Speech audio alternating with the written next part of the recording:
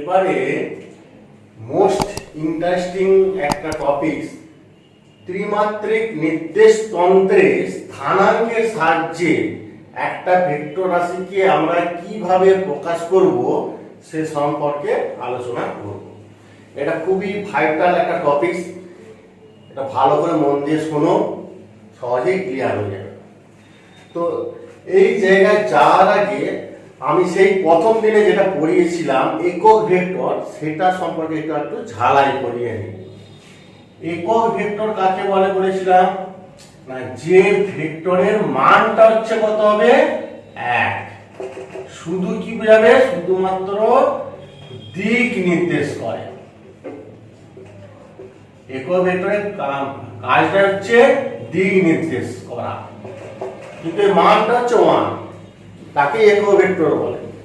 তো সেই রকমই আমি একক ভেক্টর বিভিন্ন হতে পারে, ধর n ক্যাপ, এই মাথায় ক্যাপ চিহ্ন দিয়ে প্রকাশ করা হয়। যে কোনো দিকে একক ভেক্টর হলে আমরা n ক্যাপ প্রকাশ করি, তার মানে এটা একটা একক ভেক্টর। এর মান কত, তো মড অফ n ক্যাপ সমান 1, এগুলো আলোচনা করেছিলাম প্রথম।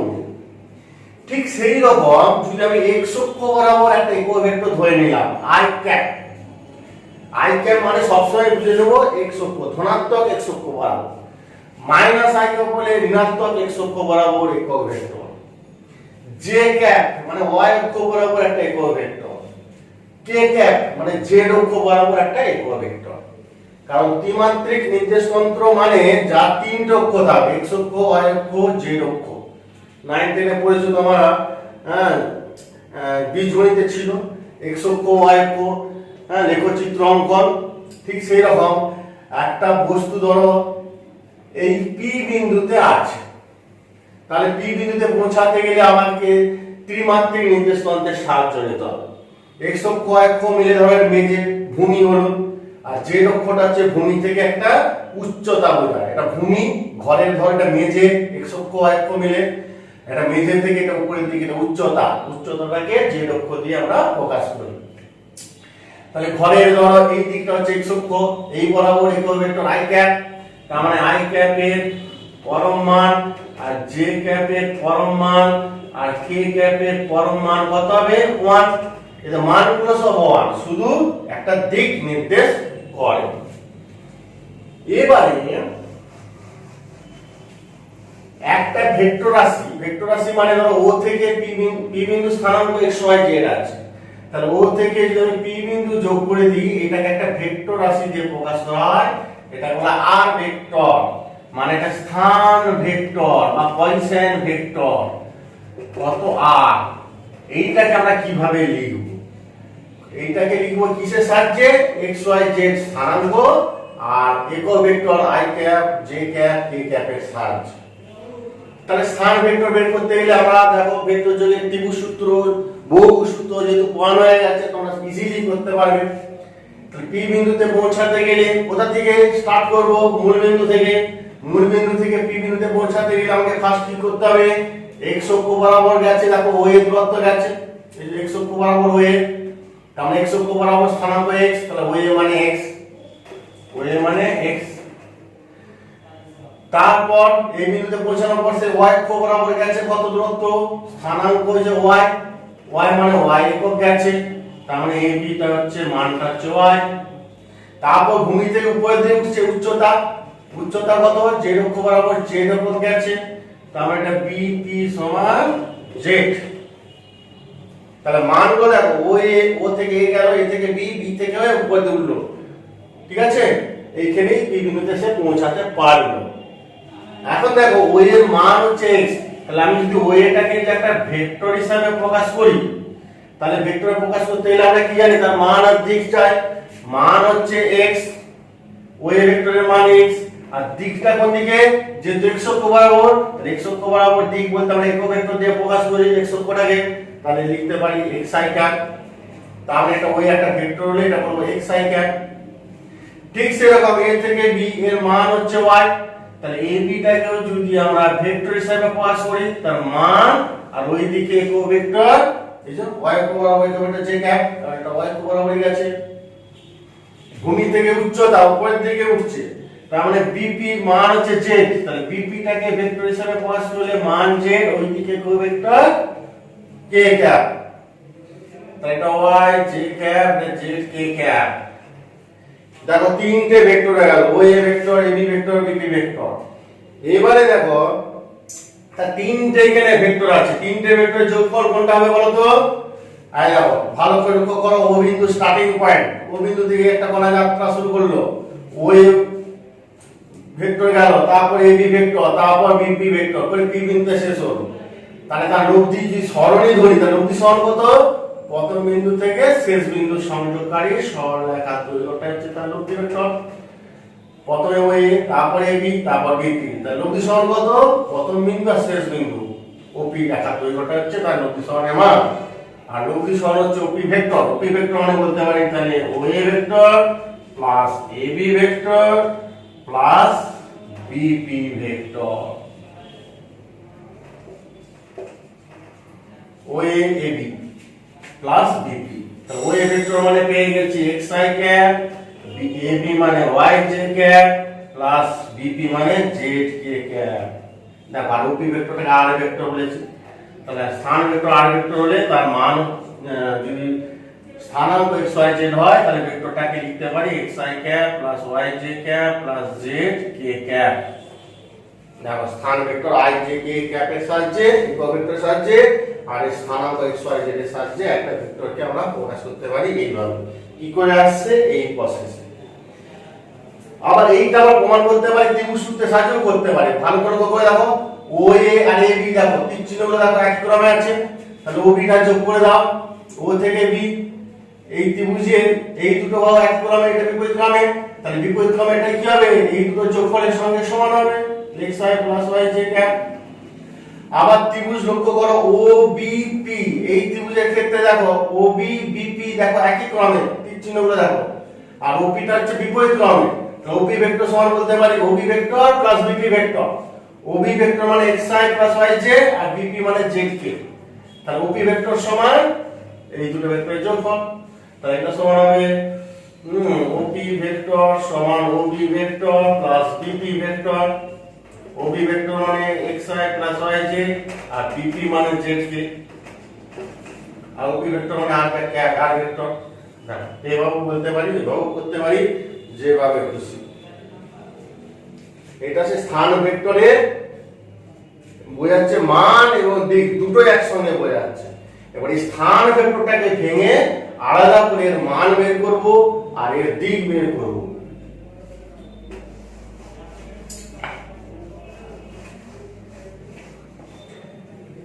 এবারে দেখো লক্ষ্য করো, আমি এবার শুধু মানগুলো নিয়ে কাজ করছি, সুতরাং এগুলো আমি মুছে দিলাম।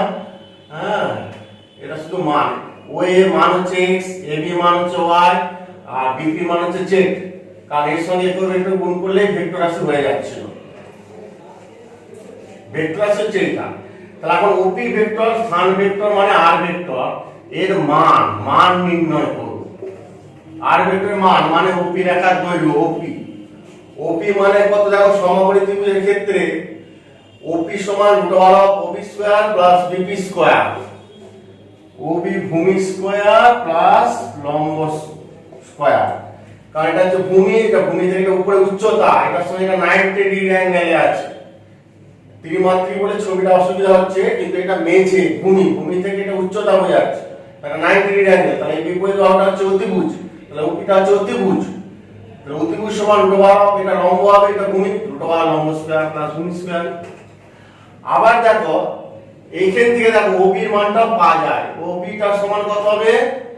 ওবিটাও দেখো এইটার সঙ্গে এটা লম্বভাবে আছে, তাহলে এটা হচ্ছে ওবিটা হচ্ছে ওবি ওএবি, এই ত্রিভুজের ক্ষেত্রে ওবিটা হচ্ছে অতিভুজ, তাহলে অতিভুজ সমান √, লম্ব স্কয়ার প্লাস ভূমি স্কয়ার। দেখো এটা একটা সমকোণী ত্রিভুজ, তাই এটা হচ্ছে অতিভুজ, অতিভুজ সমান √, লম্ব স্কয়ার প্লাস ভূমি স্কয়ার আমরা জানি। ও এ মানে কত? x ধরেছি, আর এ বি মানে কত? y, √, x square plus y square. এই ওবি এর মানটা এখানে বসিয়ে দাও, তাহলে ওবি মানে এটা, তার হোল স্কয়ার করলে রুটটা উঠে যাবে, ওবি স্কয়ার করলে x square plus y square, OB square জায়গায় x square plus y square বের করে নিলাম, প্লাস বিপি, বিপি মান z, তাহলে বিপি স্কয়ার মানে জেড স্কয়ার। দেখো স্থান ভেক্টরের মান কিছুই নয়, জাস্ট আই জে কে সহগগুলোর স্কয়ারের যোগফলের বর্গমূল। X I Y J Z K হলে √(x² + y² + z² হচ্ছে এই লব্ধি ভেক্টরের মান। এটা মনে রাখতে হবে স্থান ভেক্টরে। এরপর দিক নির্ণয়। দিক নির্ণয় সাধারণত আমরা একক ভেক্টর দিয়ে প্রকাশ করতে পারি। ধরছি তাহলে ওপি বরাবর একক ভেক্টর আমরা ধরছি আর ক্যাপ, ঠিক আছে। এক্স আই ক্যাপ যেমন x অক্ষ বরাবর, জে ক্যাপ যেমন y অক্ষ বরাবর একক ভেক্টর, কে ক্যাপ যেমন z অক্ষ বরাবর একক ভেক্টর, ঠিক সেরকম আর ক্যাপটা হচ্ছে ওপি বরাবর একক ভেক্টর। তাহলে দিক বলতে আমি আর ক্যাপ দিয়ে প্রকাশ করতে পারি। তাহলে একক ভেক্টর কাকে বলে আমরা বলেছি, কোন ভেক্টরকে তার পরম মান দিয়ে ভাগ করলে ওই অভিমুখে একক ভেক্টর পাওয়া যায়। ভেক্টর মানে তার মান আর দিক, এটা হচ্ছে ডিভাইডেড বাই মান। তাহলে মানে কেটে গেলে শুধু দিকটা পড়ে গেল, দিক মানে একক ভেক্টর, ঠিক আছে। তাহলে কোন ভেক্টরকে তার পরম মান দিয়ে ভাগ করলে ওই অভিমুখে একক ভেক্টর পাওয়া যায়, তা প্রথম দিন বলেছি। তাহলে এইখানে আর ভেক্টর মানে এই যে xi cap plus yj cap plus zk cap by mod of R vector মানে এই যে এই মানটা, ঠিক আছে। এটা শুধু যদি আমি r ধরে নিই তাহলে বাই r লিখে দেব, যোগ করে তো যেটা আসবে তার ধরলাম। তাহলে এইভাবে মান আর দিক স্থান ভেক্টরের সাহায্যে বের করতে পারি। ধরো উদাহরণ হিসাবে ধরছি, ধরো কোন বিন্দু p বিন্দু স্থানাঙ্ক দেওয়া আছে 3, -1, 2, তাহলে আর ভেক্টরটা কি হবে, এই যে ফর্মুলা x y z এর জায়গায় 3 -1 আর 2 বসিয়ে দাও। তাহলে x এর জায়গায় 3 i ক্যাপ, y এর জায়গায় মাইনাস প্লাস মাইনাস হয়ে যাবে j cap plus 2 k cap. Vector এর মান কত, আর ভেক্টরের মান মানে r মানে √(r) তো 3² প্লাস 1j + 2² একক ভেক্টর কত ওই অঙ্কে, তাহলে n ক্যাপ সমান ওই ভেক্টর 2k ক্যাপ ওই ভেক্টরকে তার পরম মান দিয়ে ভাগ, 3 থেকে 9 কে 10 4 10 4 14 √14 √14। তাহলে একটা ভেক্টরের স্থানাঙ্ক দেওয়া থাকলে ভেক্টরটাকে এইভাবে লেখা হলো, তার মান জানতে চাইলে এইভাবে বের করব। আর ওই দিকে একক ভেক্টর জানতে চাইলে ওই ভেক্টরকে তার পরম মান √14 বেরিয়েছে, পরম মান দিয়ে ভাগ করে দিলাম। এইভাবে পরপর আমরা বের করতে পারি। এবারে ওই ভেক্টরটা নিয়ে আরেক রকম ভাবে দিক নির্ণয় করতে পারি, সেটা হচ্ছে দিক সূচক কোসাইন। দিক সূচক কোসাইন দ্বারা দিক নির্ণয়। ওই ভেক্টরটা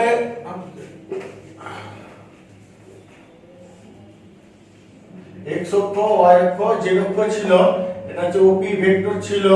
ধরছি ওপি ভেক্টরটা x অক্ষের সঙ্গে আলফা, y অক্ষের সঙ্গে বিটা আর z অক্ষের সঙ্গে গামা কোণে আনত আছে, ঠিক আছে।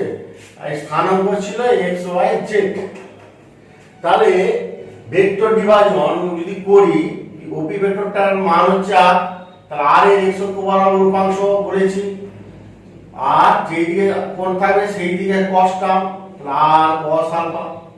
কিন্তু x অক্ষ বরাবর কাছে কত একক, x একক, তাহলে আবার r টাকে ভাঙলে r cos আলফা হচ্ছে। তাহলে আমরা বলতে পারি তাহলে x সমান, তাহলে কি বলতে পারি, দুটো একই জিনিস r cos আলফা, কারণ x y z করে r হয়েছে, আবার r কে ভাঙলে x অক্ষ বরাবর r cos আলফা ভেক্টরের বিভাজনের সাহায্যে।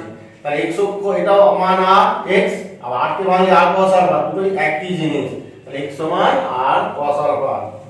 আবার ঠিক সিমিলার ওয়েতে y অক্ষ বরাবর r এর উপাংশ কত, r cos বিটা, আবার y অক্ষ বরাবর y একক কি আছে, r এর z অক্ষ বরাবর উপাংশ কত, r z অক্ষ বরাবর z অক্ষের সঙ্গে গামা কোণ আছে, তাহলে r এর z অক্ষ বরাবর উপাংশ r cos গামা, এটা হবে